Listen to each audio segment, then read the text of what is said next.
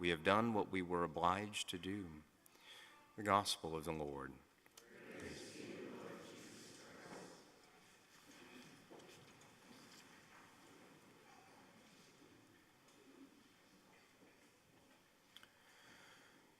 Yeah, thanks for coming to pray this morning. We've got some great readings for us to pray with this morning. And, the first reading obviously focus a theme of faith running through the readings, of course, this weekend. And this first reading kind of gets at what we all see and the vision that we have on things, especially when it relates to suffering, challenges, life's difficulties, the things that are just seem overwhelming, things we can't get beyond, whether it's things in work, at home, whether it's health things or different things in our lives that are causing pain, for us that they happen in life. I mean, it's part of the human condition, of course. And here the prophet's kind of focusing on the violence and destruction that was going on in their midst at the time. And, we're crying out for help. And do you not see, what's going on here? And, one of the things that I think we see from the scriptures, from God's revelation, from Christ especially, is to see beyond the moment.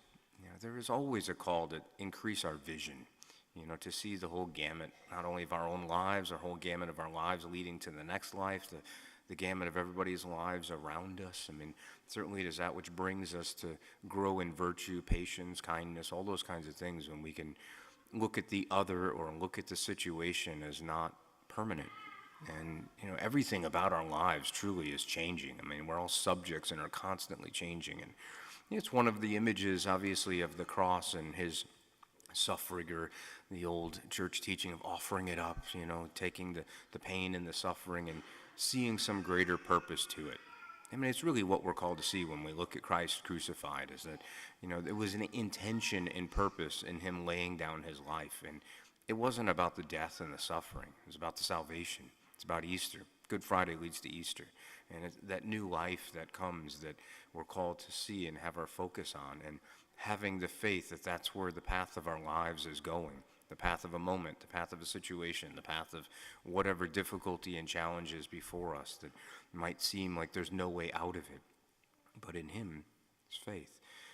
And this is where we get to this gospel passage and where they're tied together. And, the first century world, and Jesus uses extremes a lot, and the mulberry, or the seed, is the mustard seed, is imperceptible almost. I mean, there's like a seed pod, and in that pod is little seeds that you can barely see. And he's taking that notion that something that small can say to this tree, be uprooted and planted in the sea, will give you grace, strength, power, wisdom. Faith allows for grand things to happen, is what Jesus is saying.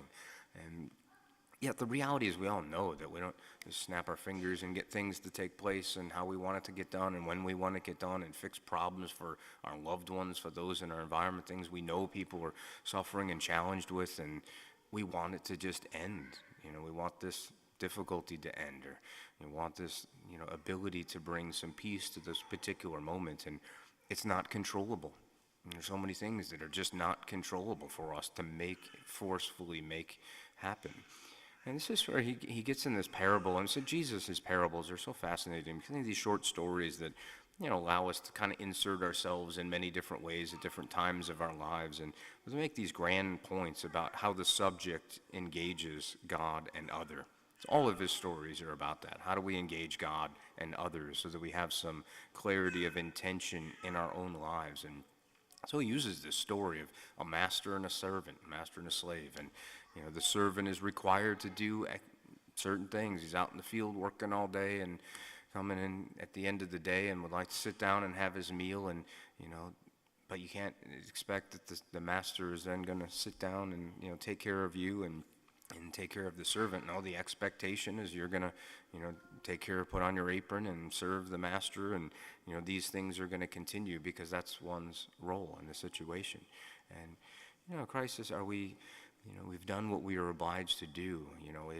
We've done all we've been commanded. We're unprofitable servants. We've done what we were obliged. Again, it's the vision that he's inviting us to see of the moment, of the situation, of the role, what we've said yes to, what one's life is, and not being caught up in what one isn't a part of. And very easily the servant can come in anger and frustration and exhaustion and tiredness and, wanting certain things to be a certain way and trying to force that will upon the situation. And the reality is what we see in lived experience in life, whenever we do that, we always fail. Whenever we're going against, what the reality of a situation is, trying to force it to be what we want it to be or what we think it should be, we're usually on the wrong side of it. And it usually never comes out exactly the way we think it would or we would like it to be. And so Christ's vision on it for us is a disposition of heart, how we approach it, how we approach the situation of our lives, the situations of our past yeses that lead to today's situation of life, the situations of our own health or whatever it might be in life where we find ourselves this day. And he takes it into a disposition of faith where if we look at all of the things of our lives here and now from a divine perspective, there's meaning and purpose to it.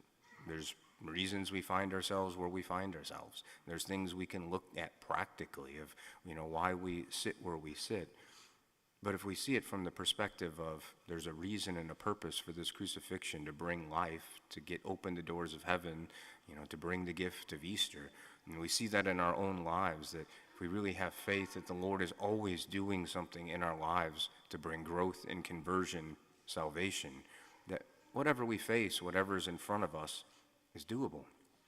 We can see it within a relationship with him that this is what I'm called to be and do in this particular moment to bring out a particular good. And maybe it's just doing what I'm expected to do and doing that expectation and living that out is what brings out the growth and the life and the conversion because I'm committed to saying yes and I'm fulfilling what I'm expected to do. And I think it is that kind of faith that brings power to us. It brings power to us and a purpose and a meaning to what we're about and who we are and what we say yes to. It goes beyond what we can even see at times. And it helps us to not stay focused on the individual suffering, the individual moment, the individual challenge, or whatever difficulty is before us, and not let that be that which consumes us, consumes our vision, our hearts, our minds, our moments, but to help us to see him and to see him in healing and forgiveness and grace, and that he laid his life down for us that we might live, that we might be fulfilled. And it's just a little bit of that truth brings great power to our lives, he says. It can say to this tree, be uprooted and planted in the sea, if you see this. And it's the same thing he's talking about the prophet in the first reading. If you're all focused on seeing all these negatives, you're not going to be able to see the end goal of my presence and what I'm offering to you. And so as we pray the Mass this day, we're just asking for that openness to see with the Lord's vision our own lives, our own difficulties and challenges, our sufferings, the sufferings that are going on in the lives of our loved ones that we'd like to control and fix and make be the way we want it to be. See in the grand scheme of things, and that the Lord truly has died and risen for us, and he saves us, and he wants us to get to the kingdom with him. And it's lived out in moment to moment in our lives, but it might not always be experienced perfectly or seen in the moment if we don't have the full perspective, the full vision of seeing the gamut of our whole lives in this world and into the next. And so as we pray the Mass, we ask for that openness to his truth, his guidance, and allowing the Eucharist to be that source of grace for us to lead us in a day-to-day journey to his kingdom.